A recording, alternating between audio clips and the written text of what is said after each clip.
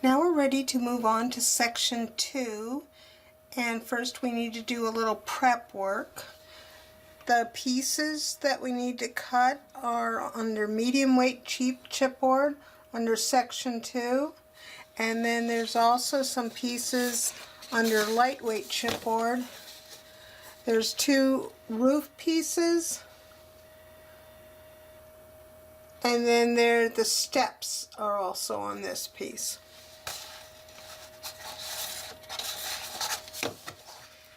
And there's quite a few pieces, but again, I only have a few of them out here, the ones that we need to do some cutting on. And I have from the templates, I have page 2 of 8, which has the large openings that we need to cut just on one side, on one of the big walls for section 2. And then we have door frame, and there's 2, we double up the door frame, so there's 2 pieces for that. And the little steps up here, there's a right and a left side for the steps that we need to cut. So we'll start by doing our section 2 inside, so I'll just put these other pieces away for a second. And here, very straightforward cuts. They're both rectangles. The measurements are given here. We come in 1/4 of an inch on the 2 sides for both openings, and then there's a measure line that runs up the top here that tells you how tall each of these openings need to be.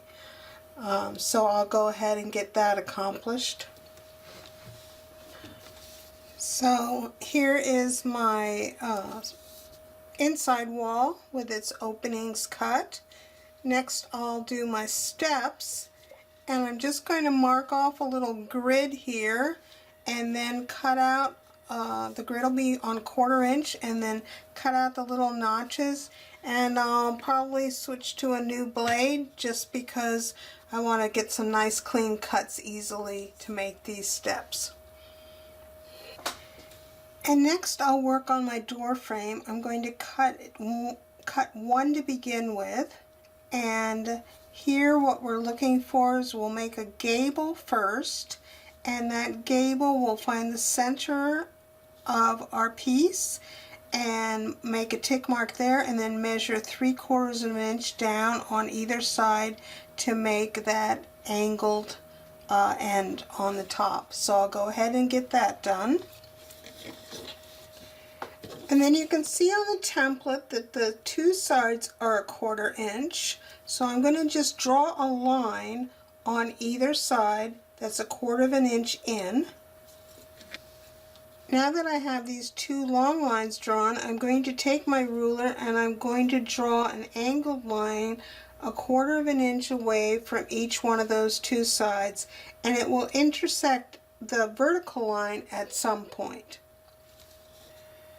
I think you can see those pencil lines if I hold it up here close, and those are the cutting lines. So we'll end up with a frame that has that pointed gable end on it. So I'll go ahead and get this cut out. And now that you have one cut out, you can take this and use it as a template to cut out the other one. And if you trace around these edges, remember to cut just inside of the pencil line so that you end up with a piece that's the same size. And then once you have both frames cut out, go ahead and put some glue on one and match them up so that you'll have a double thick door frame. And that's the prep work for section number 2.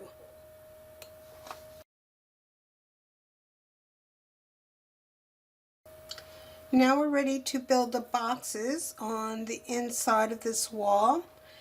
There are 4 pieces that are 2 5/8 inch long. They are the floors and ceilings for each of the boxes. And then there's some short little 1-inch pieces for the bottom box, and there's some 2 3/4 inch pieces for box number 1, the top box. Again, we'll put the vertical sides on first. They should be the exact length of the opening for both the box number 1 and box number 2, and we'll let those set up and dry.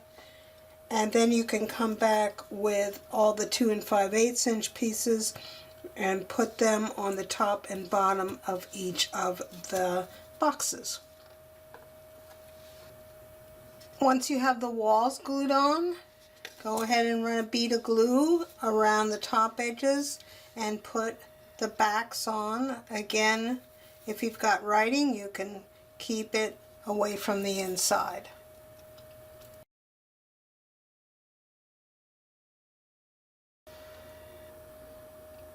Before we put the sides together, we need to do a little prep work. We'll start with our 2 narrower sides, and I want to draw a line that is 5 3/4 from the bottom on each one.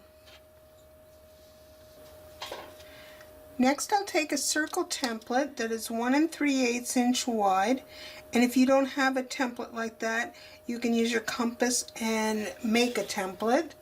And what I want to do is make a semicircle up here at the top. It is going to come down probably a little bit shy of where this line is that we drew, but just get the top of your circle template right to the top of that piece of chipboard, and then draw the 2 arcs so that you'll have a semicircle up there at the top. And repeat that for the other piece, and then use your scissors to cut that curve. And then if your curve is a little bumpy, you can use emery board to smooth it out.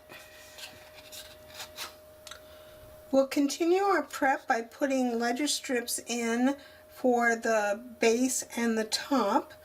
I've cut 4 at 2.5 inches and 4 at 1 inches and 1 inch, and I'll put the longer ones on the wider sections, of course, and the narrow ones on the narrow section. Again, we hold them back a 1/16 of an inch from the edge, and I'll go ahead and put the bottom ones on. After I have the bottom ones on, I'll turn everything around.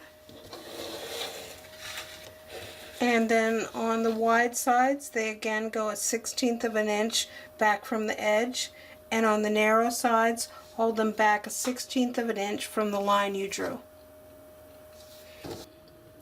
This building also goes together with glue. And so I've cut 4 ledger strips at 5 inches long. And I'll put my wide pieces aside, and I'm going to put these ledger strips right up to the edge on each side of the narrow sides. Once I have all the ledger strips on, I'll go ahead and give them a good burnish with my bone folder. For gluing, we'll again put glue on the edge. We only have to come up with glue to where we drew the line, and then that will set straight down on a wide side here. Now make sure when you put this together that you have the narrower box. The one box is taller than the other. The smaller box should go at the bottom, so your curved end is up here next to the bigger side of the box. And go ahead and put these 2 sides on and let them thoroughly dry. Once the 2 narrow sides are dry, you can put the remaining wide side on. Ledger strips to the inside. I've just run glue along the top edges here, and I'll put that on and then set it aside to thoroughly dry. Then run a bead of glue along the ledger strips on both the base, for the base and the top piece, and put those in. And there's the wall structure built.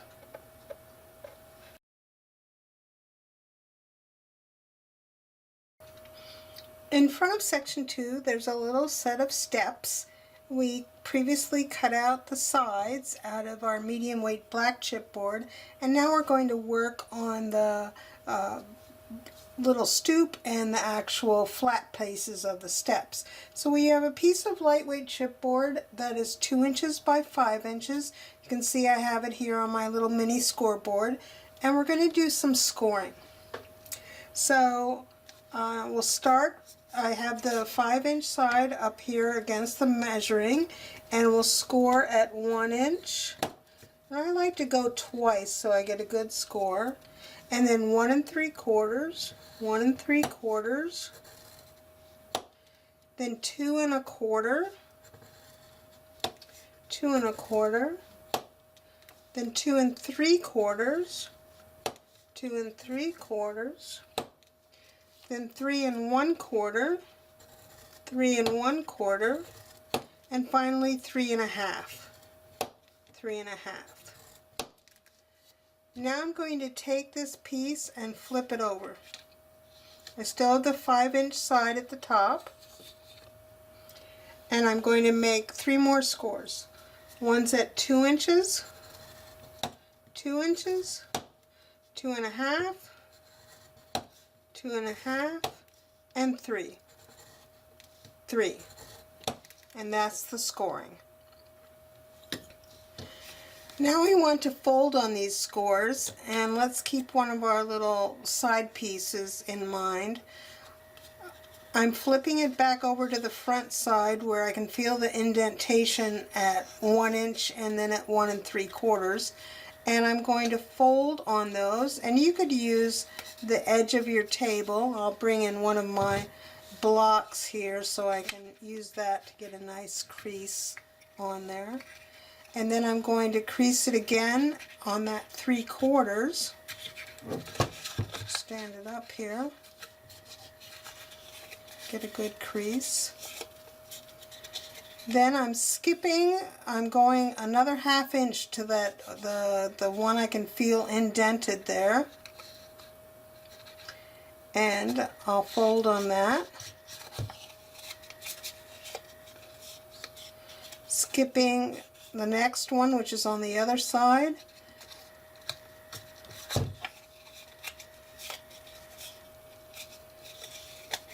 And now I'm down near the end where I have 2 in a row that come from this side.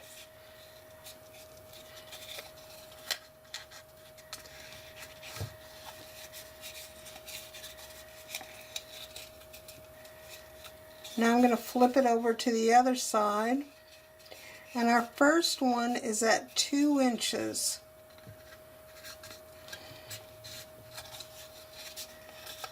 Making kind of an accordion here.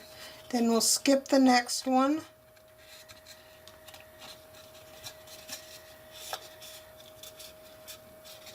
And then we'll skip the next one after that.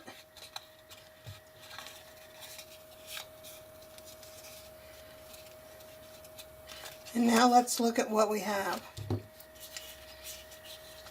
We have a piece that's coming down that to make the back.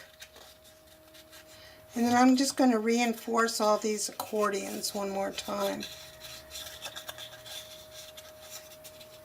Just go back and forth here.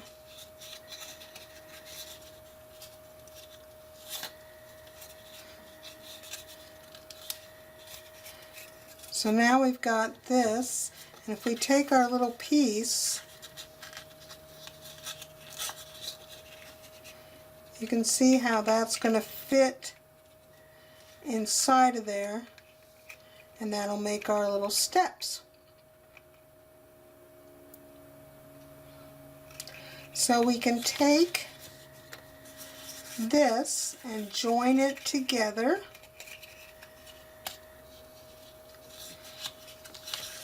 Now that we've reinforced all those creases, and just take one of your cardstock joining strips. Now when I make my joining strips, I cut them 3/4 of an inch wide by the length of my paper, and I score it down the center at 3/8, and then I put 1/4 inch score tape on either side. So I'm going to cut a piece that's 2 inches long, And I'm going to line up the crease. I've got it so it's on the inside here, if you can see what I mean by that. I'll line up that crease right there and give that a good burnish. Then I can take that backing off. And this is just the right length to butt these two edges together.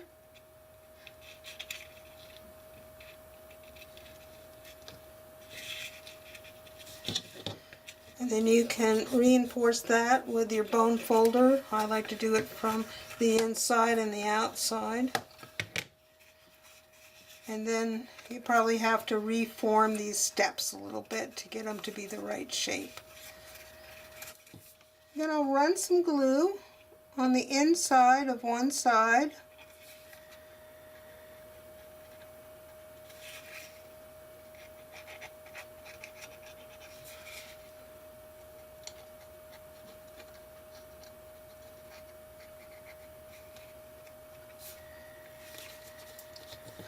And I'll put that glue side down on my table, and then I'm going to drop in one of my little sides and push it down so it's flat on the table. Then you can pick this other side up and just kind of hold it around there. Don't worry that it's ugly with glue.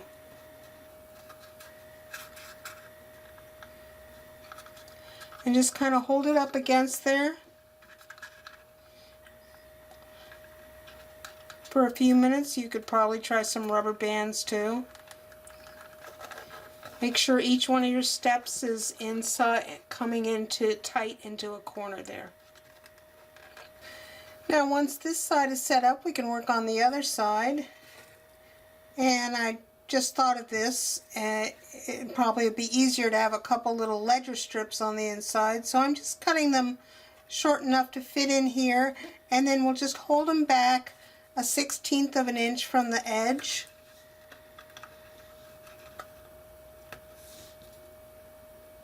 Just kind of tuck it in there. And that'll give you something to rest this piece on when we go to put that in. I'm going to put a ledger strip on both of these other two longer sides.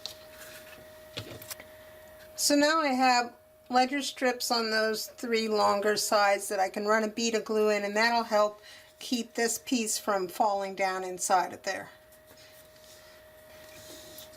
So I've put some good glue in there, and now I'll just fit this piece in.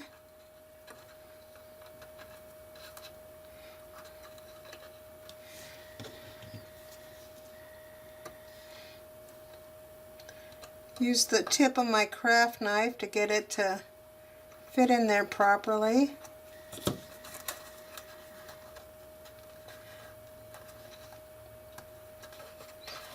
And then just put some good pressure on it again, just like we did on the first side, making sure your corners are good. And hold that until it sets up. And when your glue is thoroughly dry, take your marker and go around the edges and come in on the flat surfaces at least 1/8 of an inch, and get this back edge here as well.